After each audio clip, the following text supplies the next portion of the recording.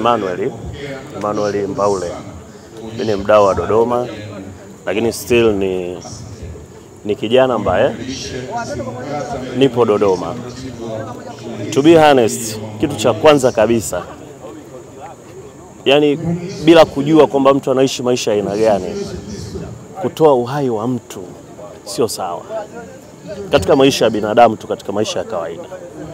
Kwamba sababu ya kifo ni kupigwa na binadamu wenzako mpaka kufa, sio sawa. Lakini MC Pilipili, mimi katika maisha yangu yote nimefahamiana na MC Pilipili na namfahamu, sijawahi kusikia ana skendo aina yote ile. Aidha kagombana na mtu au kapigana na mtu au kadhulumiana na mtu. Mimi nizungumze, sijawahi kusikia. Jamaa moja ya kitu ambacho ilikuwa ni silaha yake kubwa, hata akichukia anacheka. Ogopa mtu wa namna hiyo, kwamba utagombana naye saa ngapi. Lakini kingine ni kwamba waliofanya, kwa mujibu wa taarifa ya jeshi la polisi, wanaonekana ni watu ambao walikuwa wamejipanga kwa ajili ya kufanya kitendo hicho.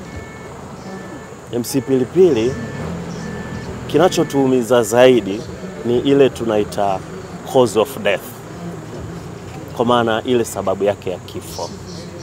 Sawa, kila mwanadamu atakufa na kwa wakati wake, lakini sababu yake inaumiza. Unajua, kupigwa mpaka kufa, huwezi kufeel yale maumivu ambayo aliyapata before hajakata roho.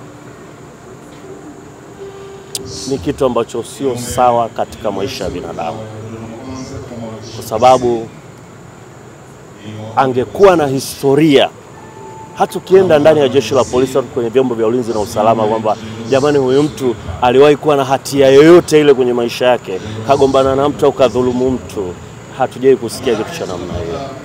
Nimekuwa karibu nao kwa muda mrefu na mfahamu.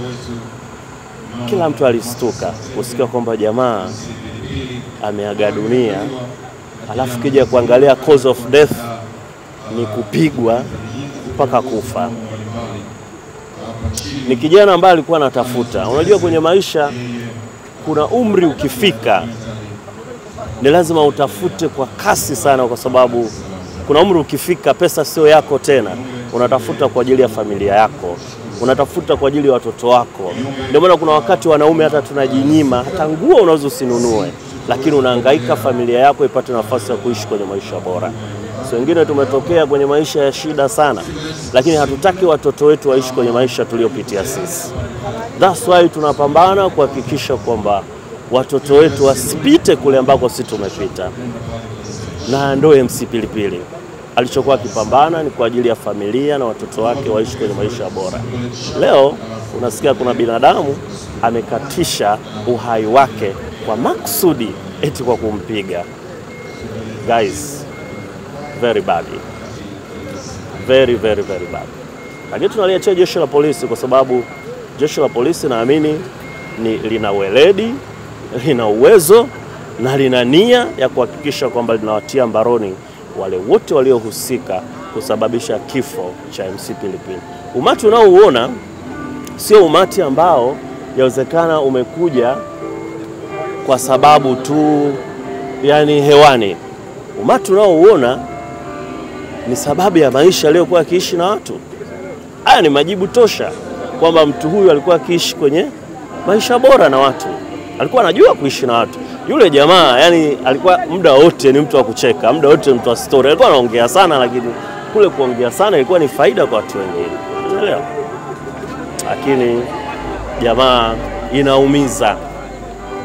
inaumiza kucheki kwamba mtu wa karibu na mfahamu kalala kwenye jeneza, cause of death ni kupigwa na wanadamu wenzake mpaka kufa.